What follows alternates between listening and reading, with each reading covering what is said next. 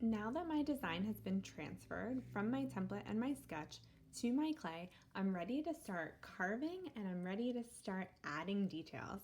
The first thing I'm going to do is gather my supplies. So I want just a little cup with some water. I want a paintbrush, my needle tools, and I definitely want my my candy apple stick for carving details. I like to use this one a lot.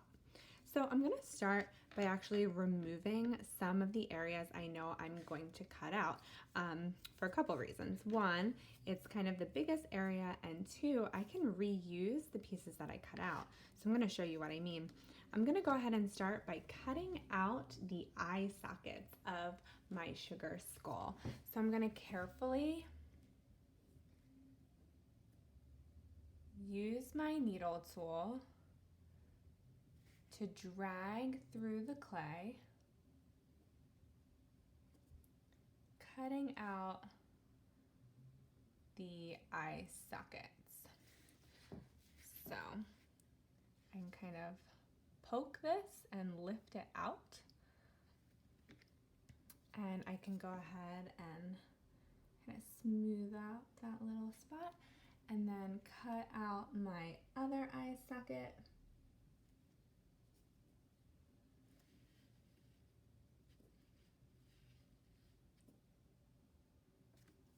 And again, just kind of poke and lift that out.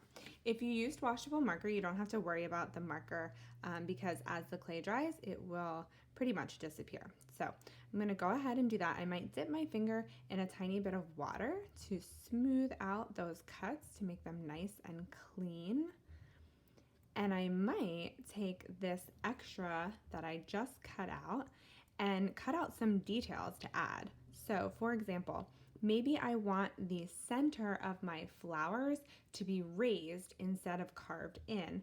So I might take this little piece, since it's perfect, and I might cut out what would be the inside of the flower. It might be a little bit big. I might also thin it down a little bit. So this will go right here at the top. Now it's really important that I don't just like stick it there.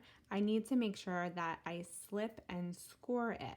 So these little pieces I'm going to take and I'm going to use my needle tool to just scratch like that. That's scoring. I'm going to score on the skull where I'm going to put it. And then with my paintbrush, just grab a little bit of water to create a little bit of slip right there on the spot. And I'm going to press it down. So I should see the water, which turns a little bit slippery, kind of ooze out right from under here where I added it. So I want firm pressure. I don't want to squish it too much, but I really want to make sure that it's attached, because if it's not attached and we're not getting the clay to interlock, once it dries, it's just gonna pop right off. So I'm gonna go ahead and add like so. Now maybe instead of adding the petals, I want to carve those. So I might use my candy apple stick and start to carve the petal details from my sugar skull.